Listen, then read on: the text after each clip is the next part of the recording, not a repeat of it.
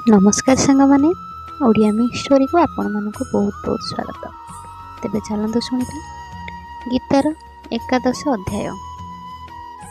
भगवान का कृपारू अर्जुन जेउ दिव्य विश्वरूप दर्शन करथिले ताहाकु तो प्रत्येक मनुष्य देखि परिबो नाही, किंतु आदि अवतार रूप में प्रकटित यह संसार को श्रद्धापूर्वक भगवान रूप मन करी प्रत्येक मनुष्य विश्वरूपर दर्शन करिपारे। अर्जुन विश्वरूप देखाइबा निमित्त भगवान को विनम्र भाव में प्रार्थना करिबारु भगवान अर्जुन को दिव्य नेत्र प्रदान करी निजर दिव्य विश्वरूप देखाइले।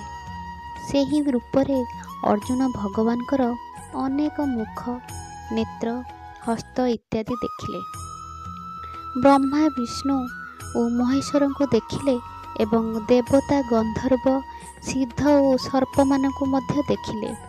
से विश्वरूपरे सौम्य, उग्र और अत्युग्र आदि अनेक स्तर देखिले।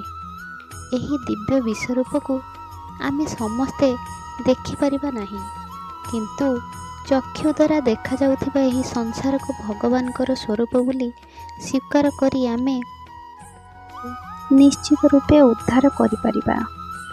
कारण एही संसार भगवान को ठारू प्रकटित होइछि एवं भगवान ही सबु रूप रे आविर्भूत होइछन्ति। तेरे सांग माने गीतार एकादश अध्याय एठी शेष होइछि। जय जगन्नाथ।